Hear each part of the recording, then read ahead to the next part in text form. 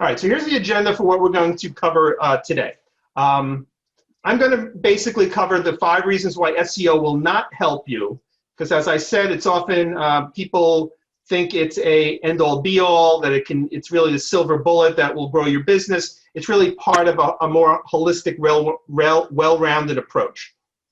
And we're going to, part of that will be determining, what people are actually looking for and if they're looking for your product or service. We're going to be determining what your money phrases are. We're helping you determine what your money phrases are. And Becky's going to really delve into, identifying what your keywords are that really relate to, your relevant topic area, and then some good hacks on how to find these keywords, and offer you a good SEO checklist for the do-it-yourselfer, and then we'll have the Q&A at the end. So just submit your questions into chat, and we will get to as many as we can. I'm going to try and do this all in 60 minutes, okay? So in regard to, Becky's laughing, in regard to everybody's time, okay? So, as I said, my section is going to deal with 5 reasons why SEO will not help you. Some of it may seem obvious, and some of it is, but some of it you may not have thought of. So hopefully, you'll get a few ideas from this. Now, just in a little bit of shameless self-promotion, I am going to be offering a free, not a free, a $59 discounted website audit. It's normally $99 if you can go to that URL. And this is great for do-it-yourselfers. And if you're thinking of hiring somebody, it could present a good roadmap to help you figure out, okay, what are the issues that you need to tackle? What are the primary things you need to deal with? It can become a great checklist for helping you move forward. Because as the great American philosopher Yogi Berra once said, if you don't know where you're going, you'll wind up someplace else. So this is a good roadmap. It's a good first step, as I said. And again, it's a roadmap for yourself. And if you're hiring somebody, at least you know what your talking points are, what your issues are, okay? All right. So you may have been to a networking group, back in the day, when we used to actually meet face-to-face.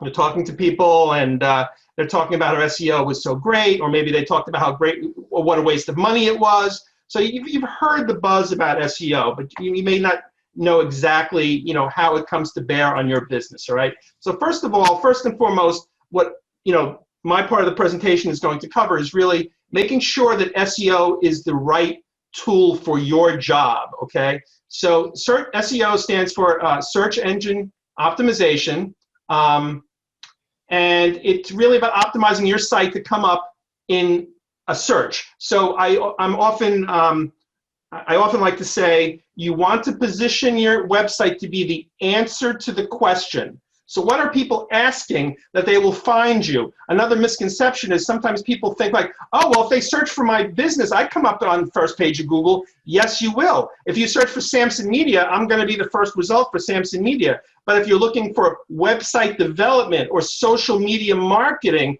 and you don't know Samson Media, that's when you want to come up, okay? It's for the products and services that you offer, not the name of your business. Because if you're not coming up for your own business, you really have problems, all right? That's a whole separate discussion, but you'll come up for yourself.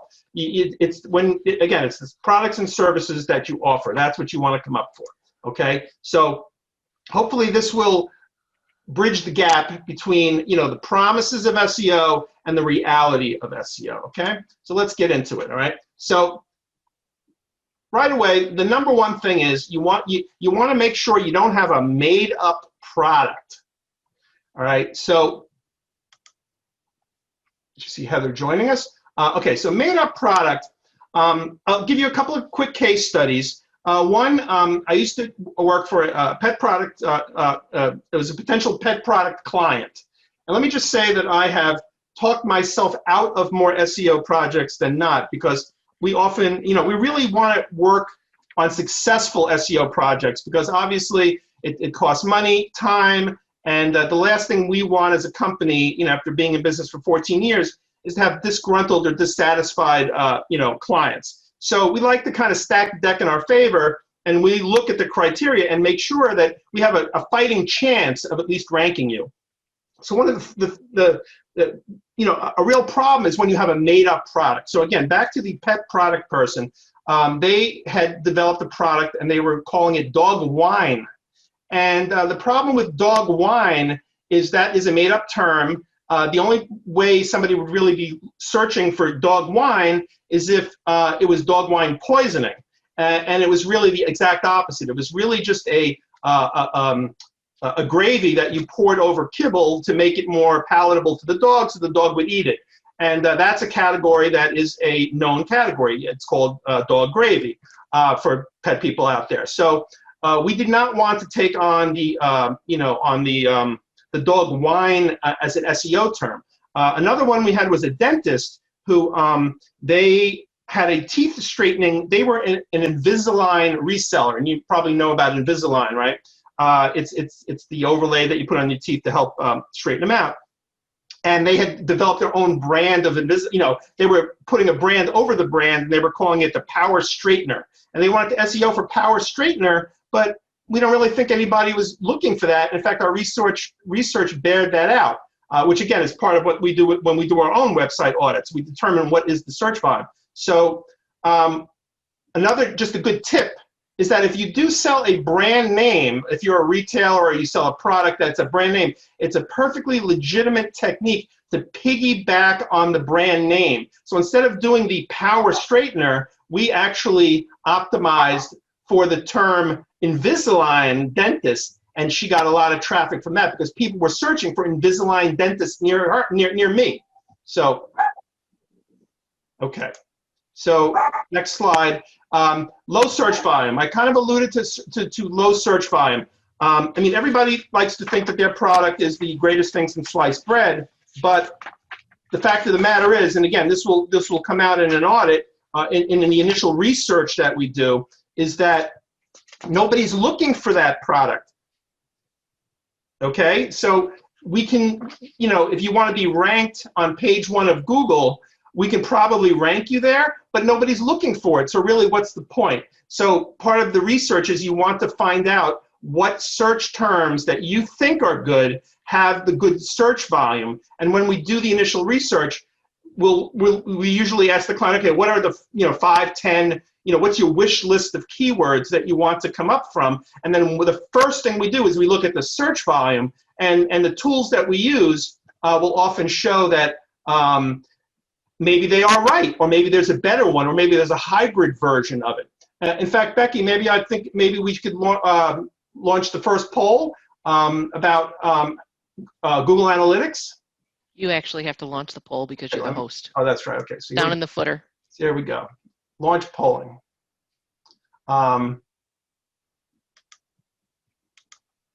Here's a poll. Let's see how this goes. This is There we go. Because I'm asking this question about Google Analytics because Google Analytics is a free tool that you can use to monitor your own site traffic. So it's a baseline tool.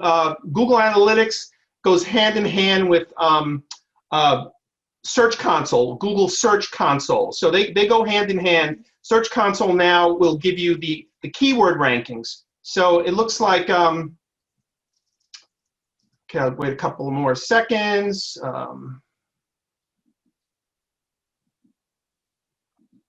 Okay, looks like most people have it installed and do look at it. Okay, so we have 57% looking at it, 29% installed but hardly ever look, and 13% say no. Okay. All right, so search volume, you definitely want to make sure that what you are offering is something that people are actually searching, typing into the search engine to look for, okay? All right, let's talk about supporting efforts. Earlier, I also alluded to the fact that, internet marketing is really you have to really have a holistic approach.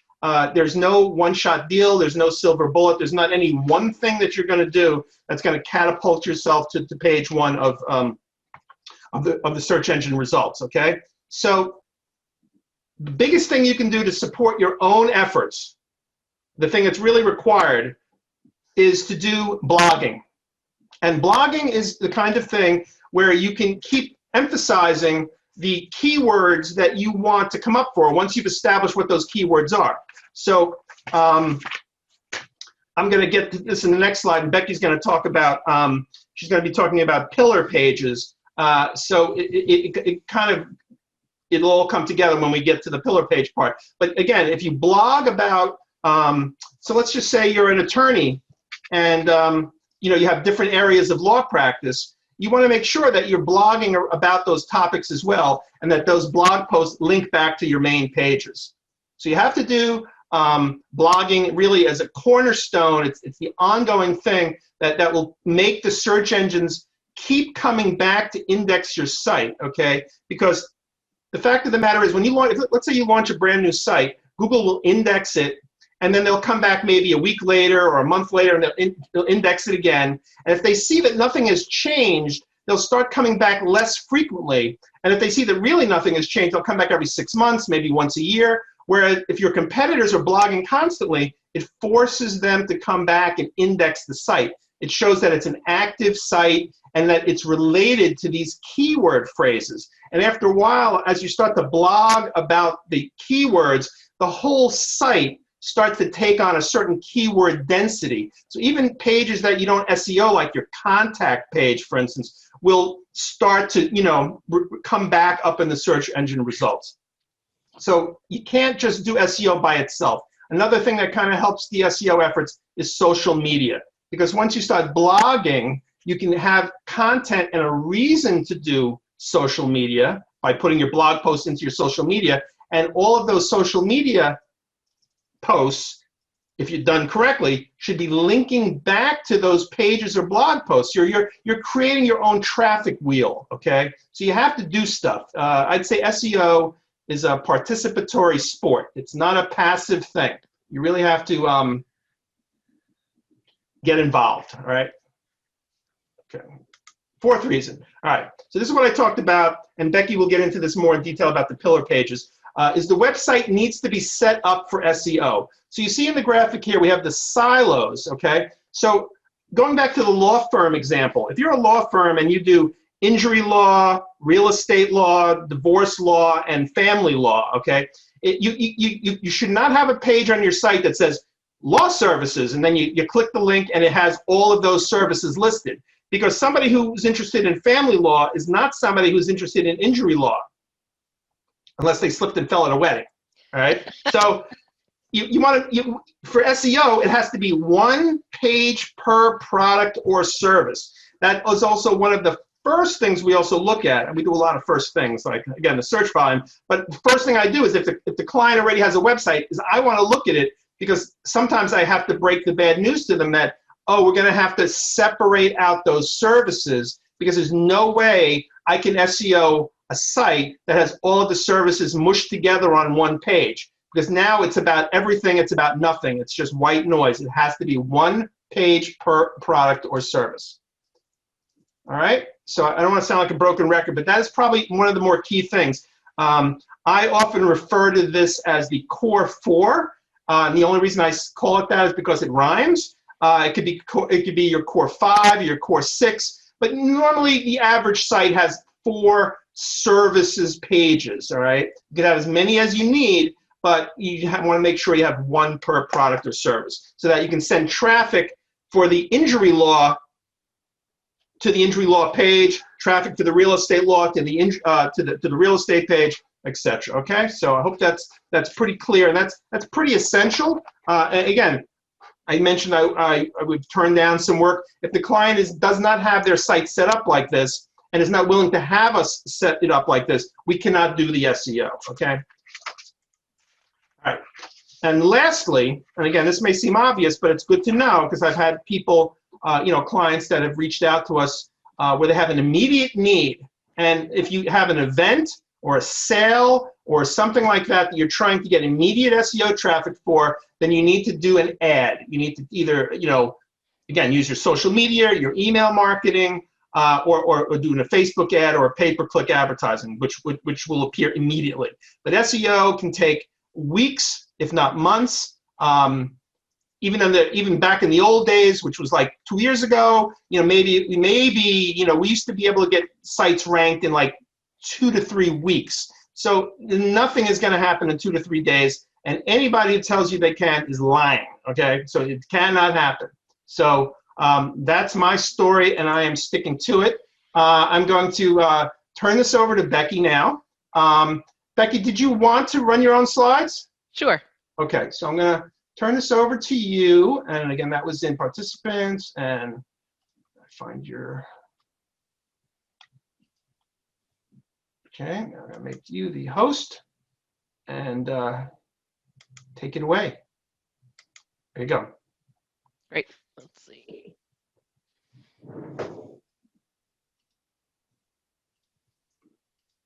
You there? Yep, I'm here. Okay. Okay, here we go.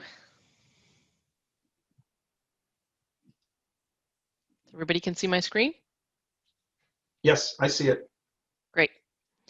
So here's a little bit about me. Marketing experience, yeah, lots of it. Website design and development, sure, decades of it. I teach at Westchester and Bergen Community Colleges. I'm a business owner, trainer, author, speaker.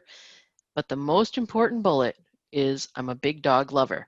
So if I ever meet you at a conference, just show me pictures of your pets. I'll be happy to talk to you for hours.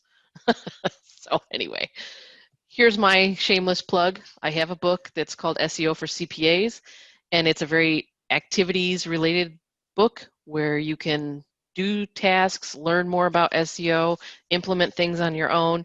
Yes, it's focused for the accounting industry, but pretty much any activity that's in there, you can just pull out the accounting parts and put in your own content or your own industry to get the same kind of results. So I'm going to talk about 5 keyword hacks, some free tools, maximizing long tail keywords, paying attention to image files and alt tags because they can be important, especially for product related companies, pillar pages, and Google search. So let's get started.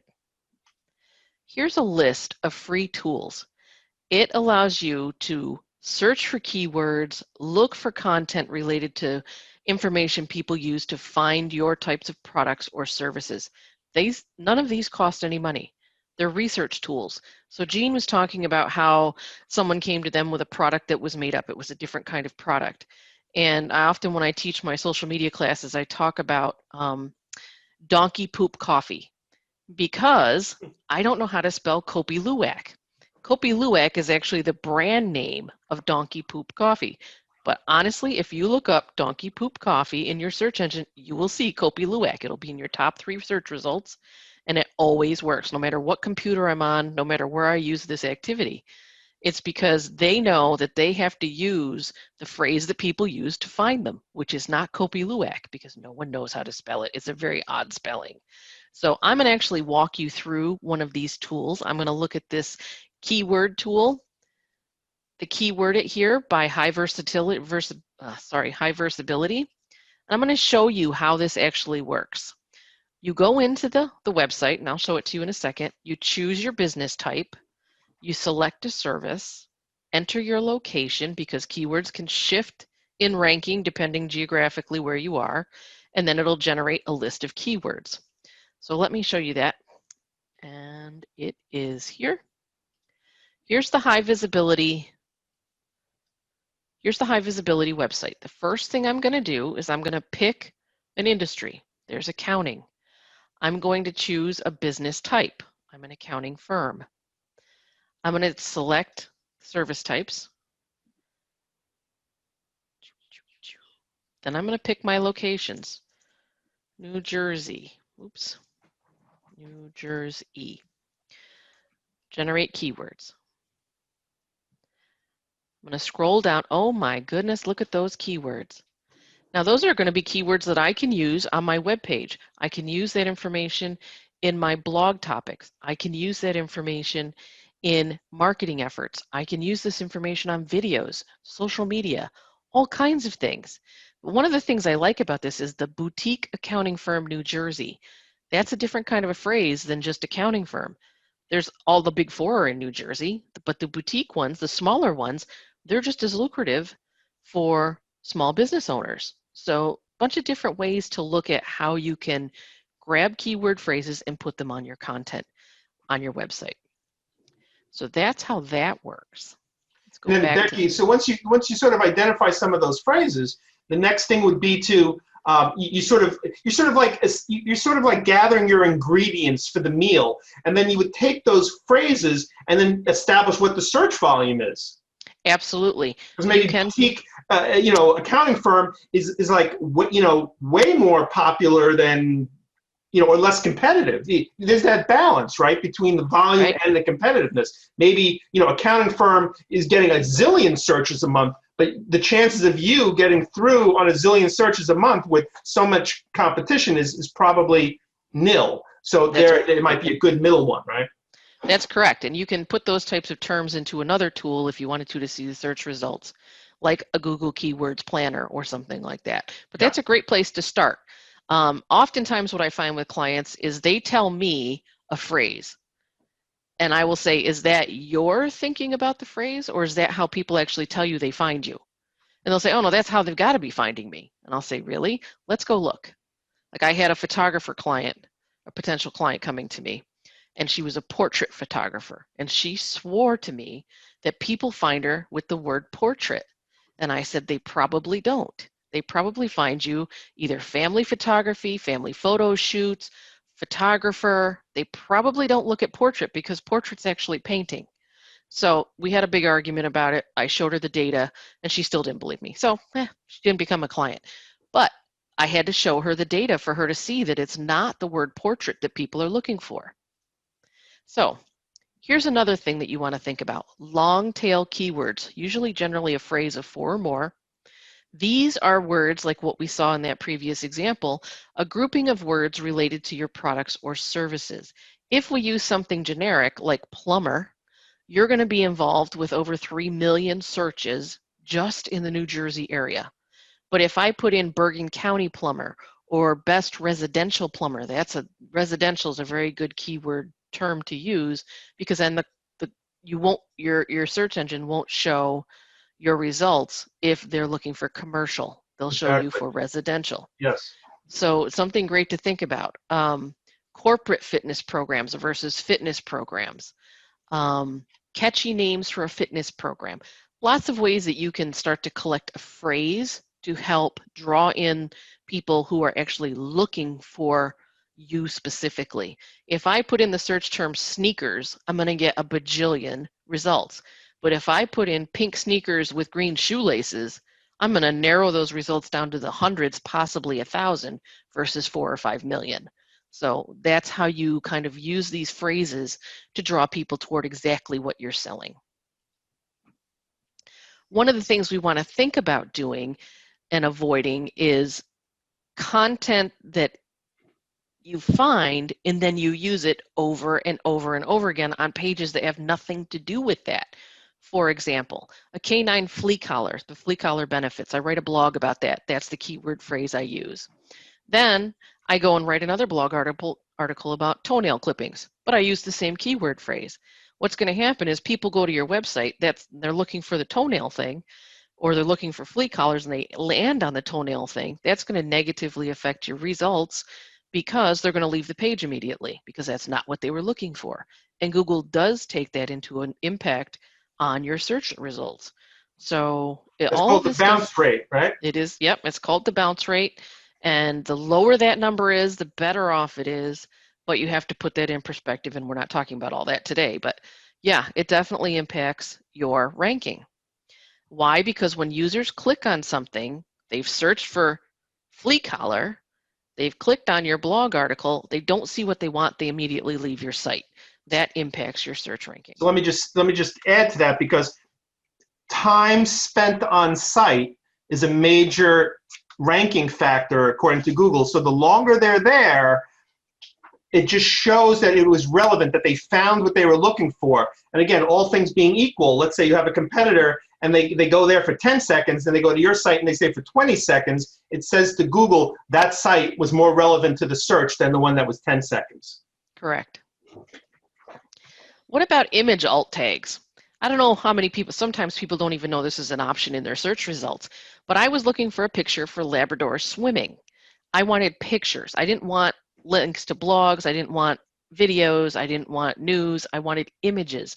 When you put pictures on your website, particularly your own pictures that you've taken or someone has taken for you, using an alt tag on there to identify content visually is very helpful in your search ranking. So this is one of those hacks that really work well.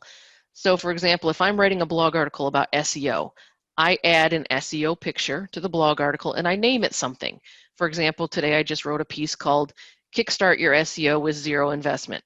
So I have a picture of someone kicking something, and my tag or alt tag on that picture is Kickstart Your SEO. So if someone were to look for SEO or SEO investments or something like that, my picture would show up in the image, which someone can click on and end up coming back to my page about the Kickstart Your SEO for Zero Investment. So keywords on your images are also very easy to use and great for search rankings. That's why, like, if people put images on their site, you know, to have like image5679.jpg is worthless. Exactly. This is how it looks. One, your file name, which was what Jean was just saying. A lot of times when you download a picture for stock imagery, it might have a strange set of characters naming that picture. You can rename that picture to work for the content that you're using. In this case, my picture was why website image file names and alt tags work for SEO. It's a kind of a long alt tag, but it's there and it specifically talks about that picture. So I have a descriptor and a keyword phrase. If this was my photograph, which it's not, Kevin Phillips took it, if it were my picture, I'd also use Pen Heel Marketing just to keep the brand associated with the picture in case someone looks for Pen Heel Marketing pictures. If you do that, if you go back on your computer and do that right now, you'll find pictures of me, you'll find pictures of my banners, you'll find pictures of some other things that I use on my website. But when I'm using someone else's pictures, I don't put my brand in there because it's not mine. So pillar pages, Jean was talking about this, and these things can be called all different kinds of things. But basically a pillar page, like Jean was talking about with services, it's a page on your website that links to other content, and that content also links back to it. With this picture you see here, we've got a pillar page. You have your keyword topic. Maybe it's slip and fall injury lawyers. They might do webinars about slip and fall. They might write a white paper or have a case study. They might write blogs about it or how-tos, etc. You can see all the different kinds of content they might be creating. Not only does that go to those pages, the blog articles, their webinars, and things like that, those also come back to the pillar page, which is the injury services page. Here's another example of what we're talking about. In this page, this person has an email marketing landing page, meaning a page dedicated on their website to email marketing. Each one of those yellow bullets goes off to another piece of content. But this page is the page that houses all of the links to the content related to email marketing. They're all So this relevant links, right? Relevant links, yes. So this is a great way to think about SEO, and the reason we like it to do this is because, one, it keeps people on your site longer, clicking on content related to the search that they entered. In this person's case, it's email marketing. It could have been email marketing for small businesses. It could be email marketing for CPAs. It could be email marketing for consumer goods. You name it, it could have had another part to that keyword phrase, but there's your 5 or 6 articles or content related to that single topic. And that's another great way to positively impact your bounce rate, because one of the signals is if they come to the page from a search and actually click and go deeper into the site, that's a positive thing. It says to Google, oh, they found what they want and they wanted more and they went deeper in. So that anything you can do to generate 1, 2 more clicks into the site, that's a positive thing. That's absolutely true. Yep. Here's a little cheater thing. I generally don't like to share this tip because it's a little bit controversial for some people, but it's a really easy way to Think about search terms, and Google's going to give you the answer. You don't have to buy a product. You don't have to log into anything. This is just using your search engine. Bing does the same thing. You put your search phrase into the search box. Oops, sorry. Psst. Come on, go back. Hold on. Go away. There we go. You put your search phrase into the search box. Then you scroll down to the bottom of that search results page, and here's some other phrases that might work better for your search engine keyword. I love to use this little thing because oftentimes I will see things at the bottom. I'm like, oh, that's a great phrase. I would have never thought of that. What Google's telling you here is these are the searches geographically located, when I say geographically, around a 50-mile radius, that people in your geographic area are using for that same term. The best way to do this is with a private browsing window or an incognito window, because then your own search results don't impact what shows up at the bottom. That's a great way to figure out what kind of keywords people are using to find what you're talking about. So that's just a little fun thing I love to share. And oops, it's a simple one to do, and it's free. I love that. Here's my mouse. There you go. Then I want to talk about search intent keywords. Now, this is a fairly new change to the algorithm. Came out in 2018, generally. Google's search intent keywords. They're trying to get you close to what you're looking for before you ever finish typing the search. So if you've ever been in a search engine box and you start typing something and Google fills in the rest of it, and you're like, wow, they know me so well. Well, here's how you can leverage that on your own website. It's the why behind search reasoning. Are they learning something? Are they buying something? Are they trying to do it themselves? So for example, if you start out a search with how to, or what, or who, or where, Google says you're looking for information. So I'm not going to show you the stuff about buying things yet. You're looking for information. If you start with a brand name or a login or a product name, it's going to say, oh, they're looking for how to find that thing specifically or that specific website. If you're looking for information about top 10s, best practices, this versus that, reviews on something, they're saying, oh, they're investigating a product or a service, I'm going to send them over to those kinds of pages. And then if you add the word buy in your search, or order, or purchase, or cheap, or price, these little words in these 4 columns can be part of your keyword search term on the content that you're creating on your website. Maybe it's a blog, top 5 SEO best practices. It might be how to do SEO on your own. Here's a coupon for an SEO audit. It would send to different pages on your website because each one of those pages is a different bit of topical information. So this is a really great little tool to keep handy, this little chart, because it helps you formulate what your keyword is about. And Google then knows what your content is about, the why behind your search. Is this so they can find that at that link here? Yep, they can find this. Yep, they can find this at the link, which I also shared in chat. And then there's Jean's audit thing. Here's our CPA accountant handbook promotion.